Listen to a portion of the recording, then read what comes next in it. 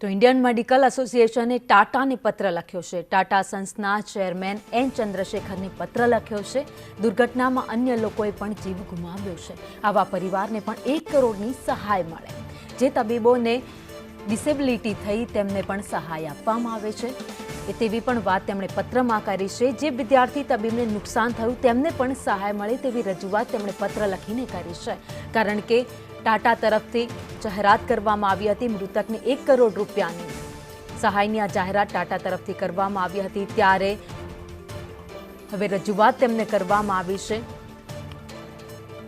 ટાટાના chairman N ચંદ્રશેખરને ભાવુક પત્ર પણ લખવામાં આવ્યો છે અને તેમને કહેવામાં આવ્યું છે કે જે લોકો આ ઘટનામાં ઇજાગ્રસ્ત થયા છે તેમને પણ સહાય મળે। જે તબીબ ઇન્ટર્ન હતા જે લોકોના મોત થયા છે તેમને પણ સહાય આપવામાં આવે। ઇન્ડિયન મેડિકલ એસોસિએશન તરફથી આ ભાવુક પત્ર છે જે ટાટા સન્સના ચેરમેન છે તેમને લખવામાં આવ્યો છે।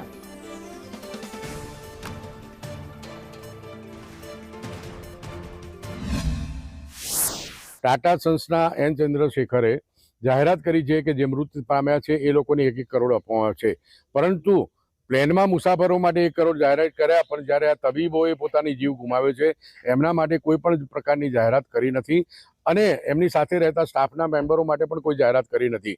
તો અમારી વિનંતી છે કે એ લોકો તાત્કાલિક જાહેરાત કરે કે આ ક્રેશના કારણે જે લોકો મૃત પામ્યા છે એ તમામને 1 કરોડની સહાય આપવામાં આવે। વિદ્યાર્થીઓને હોસ્ટેલમાં પ્લેન ગળવાથી એમના તબીબીના પુસ્તકો સાધનો પણ નાશ પામ્યો છે, તો એના માટે પણ સર્વે કરીને આર્થિક સહાય જાહેર કરવામાં આવે। તો પ્લેન ક્રેશની ઘટના બાદ ટાટાના ચેરમેને ભાવુક પત્ર લખાયો છે। ટાટાના ચેરમેન એન ચંદ્રશેખરને ભાવુક પત્ર પોતાના કર્મચારીઓને સંબોધીને પત્ર લખ્યો છે। 12 જૂનના દિવસે ટાટાના ઇતિહાસનો સૌથી કાળો દિવસ રહ્યો। જે કંઈ થયું તે અવિશ્વસનીય છે। અમે બધા હજુ પણ આઘાતમાં અને શોકમાં છીએ તેવો પત્ર તેમણે લખ્યો છે। આટલા બધા લોકોના મોત એક સાથે અસહનીય ઘટના છે। કોઈ કલ્પના પણ ન કરી હોય તેવી ઘટના બની છે।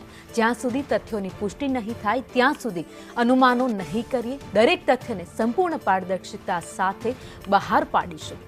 ઉલ્લેખનીય છે કે ટાટા જૂથે 2022માં એર ઇન્ડિયાનું હસ્તાંતરણ કર્યું હતું।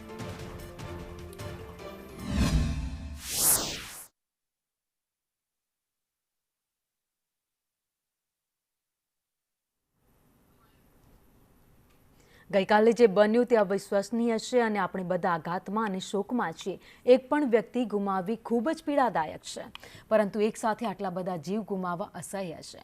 આ ટાટા ગ્રુપના ઇતિહાસના સૌથી કાળા દિવસમાંનો એક છે।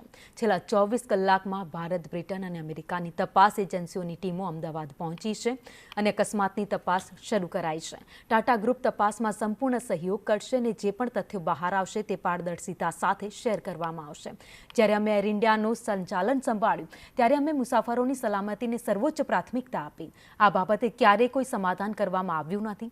જ્યાં સુધી અમે બધી જ હકીકતોની પુષ્ટિ નહીં કરીએ ત્યાં સુધી અમે કોઈ પણ અટકળો નહીં કરીએ, પરંતુ દરેક હકીકત સંપૂર્ણ પારદર્શિતા સાથે શેર કરીશું।